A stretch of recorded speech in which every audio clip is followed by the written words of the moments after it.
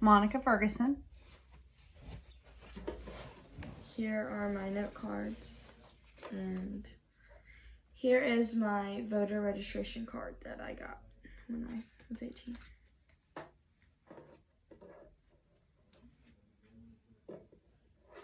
Is everyone here registered to vote? Do you care about the topics you're voting on? If you answered yes, I'm glad to hear that, as I am too, and I have brought today my voter's registration card when I was able to vote, so when I was 18. Today I want to be discussing matters involving who can and cannot vote in the legal system.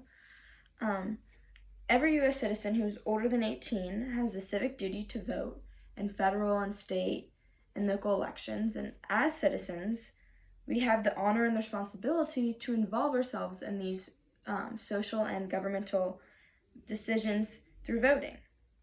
Today, I want to persuade my audience that voting should not be allowed for prisoners who have received a felony during incarceration, and they should not be able to vote during state, local, and federal elections. I learned about this topic in my U.S. government class last year, and I wanted to know some more information about it and share it with other people because most people are not aware of the current voting rights for prisoners. And after I researched, I found some new ideas and some points that I wanted to share with you. According to the National Conference of State Legislature, 15 states report that prisoners who have received a felony lose the right to vote during incarceration, while 21 states report that prisoners lose the right to vote during incarceration and during parole. 11 states, which being Virginia, also report that you lose the right to vote, but 2 states, Vermont and Maine, allow prisoners to vote during incarceration and after incarceration. Today, I'm here to state that prisoners who received a felony should not be allowed to vote in state, federal, and local elections during incarceration because 1, they lose that constitutional right, and 2, it is immoral. To start, I want to discuss my first point. I'm going to discuss that due to their incarceration for felony, prisoners should lose the right to vote because it is a constitutional right that should be taken away. Every citizen has the right to vote, and this right becomes taken away once they commit these crimes. They also have the right to involve themselves in governmental matters which will affect them and their families. Every prisoner goes to jail because they are getting punished for a crime they committed. Paul Cellucci, the former governor of Massachusetts, stated in Boston Globe article, he quoted that, "They certainly should not be voting while they are in prison, that's for sure. If you're going there to be punished, this should be part of the punishment."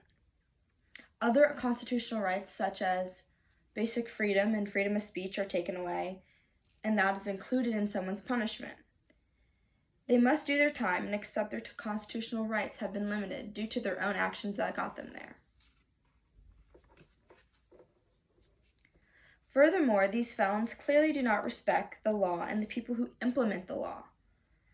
So why should they have a chance to voice their opinion about laws being discussed? These prisoners should not have the responsibility to uphold the right to vote. They've committed these crimes, and they've not thought twice about it.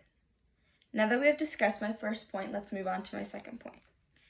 It is immoral for prisoners who have received felonies to vote in such elections because these prisoners have limited access to current news and information going on. This results in prisoners more likely to being unaware and uninformed on current matters happening outside their jail cell. Such persons who have committed felony crimes tend to have little to none moral compass, for they know the difference between right and wrong, and they end up choosing wrong in the end. Professor Lott at the State of New York quotes, "Why is it in the best interest of women that rapists should have a say in declaring who will win the next election. Sex offenders aren't going to support women's safety or health rights or education the way other citizens do. Furthermore, the best interests of the community need to be taken into account, and allowing prisoners who have committed these crimes vote for future laws and future public officials can have a major impact.